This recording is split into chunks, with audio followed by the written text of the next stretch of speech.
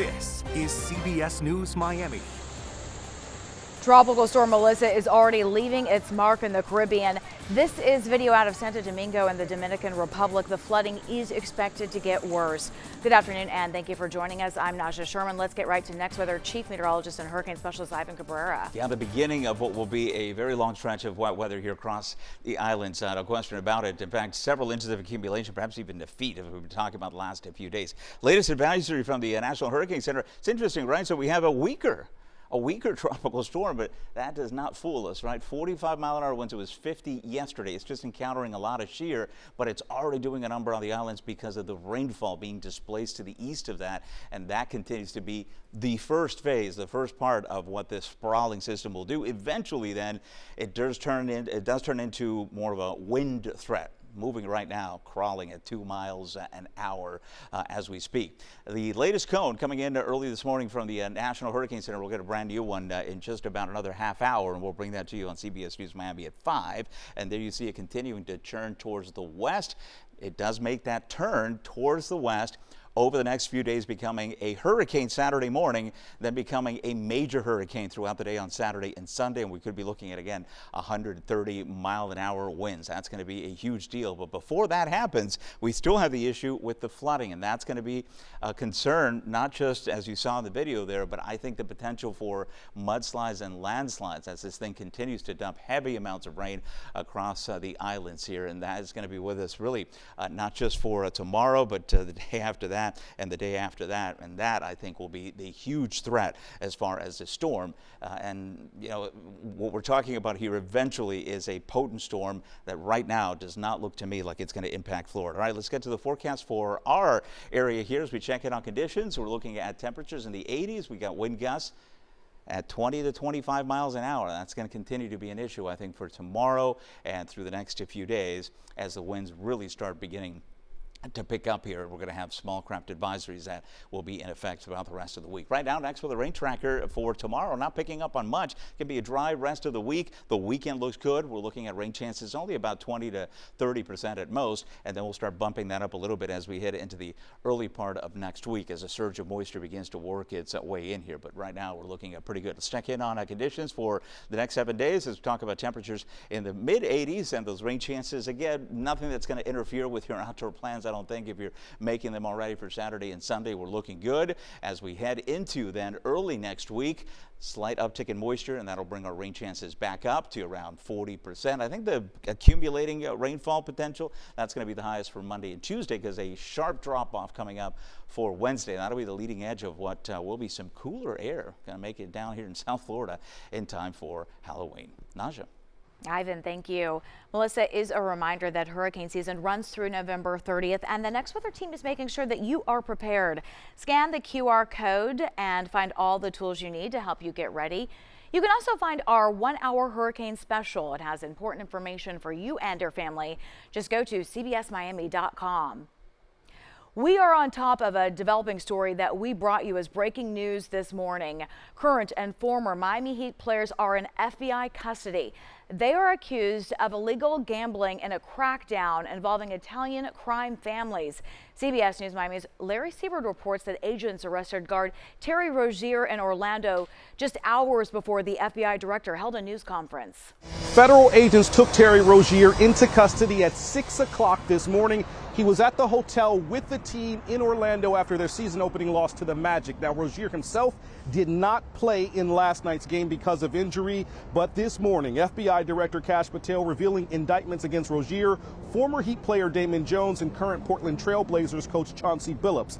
Investigators say Rozier and Jones gave associates inside information helping those gamblers win prop bets about when players would score less, assist less, or leave games with injuries or illness.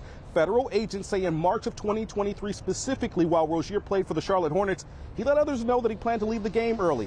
After 9 minutes leaving that game, sportsbooks took 200,000 wagers, according to investigators. Bettors using Rozier's alleged tips made tens of thousands of dollars with money also delivered to Rozier's home, according to the FBI.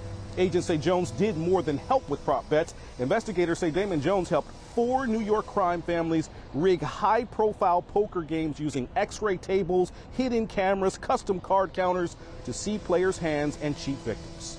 The fraud is mind-boggling. It's not hundreds of dollars. It's not thousands of dollars. It's not tens of thousands of dollars. It's not even millions of dollars. We're talking about tens of millions of dollars in fraud and theft and robbery across a multi-year investigation. Rozier's attorney told us investigators previously told him Terry Rozier was a subject, not a target, until this morning. In a statement, Rozier's attorney saying, quote, "It is unfortunate that instead of allowing him to self-surrender, they opted for a photo op. They wanted the misplaced glory of embarrassing a professional athlete with a perp walk. That tells you a lot about the motivations in this case. They appear to be taking the word of a spectacularly incredible sources rather than relying on actual evidence of wrongdoing." We asked the Miami Heat for comment about both Terry Rozier and Damon Jones, who used to play for the franchise here back in 2004. We have not heard back at this point. The team not here at Kaseya Center, preparing for their next game on the road in Memphis tomorrow night. In downtown Miami, Larry Seward, CBS News, Miami. Count on us to bring you every new development on this story. Coming up on CBS News Miami at 5, our Larry Seward will have reaction from the NBA and from Rozier's attorney. Now at 4, we got big news for Major League Soccer fans. Enter Miami forward Lionel Messi is sticking around. Messi signed a long-term contract extension, committing to stay through the 2028 MLS season. And that means he'll be here for the new club stadium set to be done before the 2026 season. Now to a safety alert. Folks in a Miami neighborhood are on edge as police search for a man they say was found standing in a girl's bedroom in the middle of the night. CBS News Miami's Steve Majuri has details on what her family is saying about this horrifying crime. This girl's father says that his daughter was terrified when she saw a man with a ski mask and wearing all black in her bedroom, and police have yet to make an arrest. Miami police tell us this happened Tuesday around 4 a.m. at a home on Northwest 10th Avenue and 48th Street in Miami. When officers arrived, they say the man had already left. Investigators say the suspect got into the girl's room through her window and took her wallet and cell phone. Officers later found the wallet near the home. The girl's mother told investigators that the cell phone was tracked through the Find My Phone app about a block away. The girl's dad told us off camera his wife went to the home where the phone was tracked and she saw a young man holding her daughter's phone. He says his wife confronted that man. The mom called police again, and when officers arrived at that location, they found the phone inside a garbage bin. The family tells us police detained someone, but that person was released. Neighbors couldn't believe this happened. We collect that evidence, and we are fingerprinting everything to try to gather as much evidence. We detained the subject that supposedly the mom caught on cell phone, in possession of the phone, but we can't prove that this is a person that came in. It's absolutely horrifying. I have been a property owner in this neighborhood for over 20 years. I have never felt like I needed to warn a tenant or a potential tenant about a home invasion. Miami police say that they will be relying on DNA and fingerprint evidence to find out who is responsible for all of this, but the family is concerned still because the person responsible has not been caught yet. In Miami, Steve Majiri, CBS News, Miami. We are learning more about a police investigation in Miami from overnight.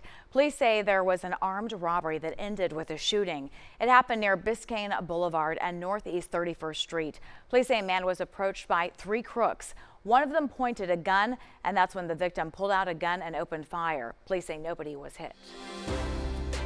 When we come back, it's raining monkeys. A woman kayaking in a Florida state park caught this crazy scene on camera. The story behind this viral video next.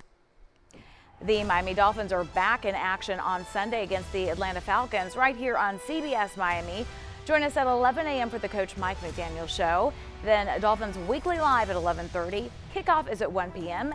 Then you can catch fifth quarter over on CW Miami 33. Solar panels on the water? It's just about the last place you'd expect to see them in South Florida. Utilizing bodies of water we found to just be a really critical piece to the puzzle. Why a local university floated the powerful idea. Thursday at 5:30. Welcome back to CBS News Miami's 4 p.m. Quickcast. An historic event today at the Vatican. King Charles is the first British monarch to pray with a pope in at least 500 years. This is video in the Sistine Chapel. It shows Pope Leo XIV and the king at a special service. King Charles and Queen Camilla are at the Vatican for a state visit. It is their first time meeting the pontiff. We have a consumer alert for Dodge Dart owners. It's a recall of nearly 300,000 of the vehicles over shifter cables that could detach from the transmission. And that prevents the vehicle from being put into park. The recall affects vehicles made 2013 through 2016. Customers will get a recall notification by mail early next month. General Motors is making a bold move with self-driving vehicles. The automaker says in 2028, the Cadillac Escalade IQ will have what it calls eyes-off driving. That means the driver doesn't have to watch the road at all. GM hopes the new tech helps offset massive losses to its electric vehicle department. And finally at 4, a rare moment caught on camera, and now it's going viral. Take a look. A woman kayaking in Silver Spring State Park will not forget this moment. Those are monkeys leaping into the water all around her. They're an invasive species introduced there by a tour boat operator in the 1930s. The monkeys have thrived at Silver Spring State Park ever since. So far, the video of them splashing down has around 27 million views on TikTok. And that's your CBS News Miami Quickcast. I'm Naja Sherman. Stay tuned for more news right here on CBS News Miami. Have a great day.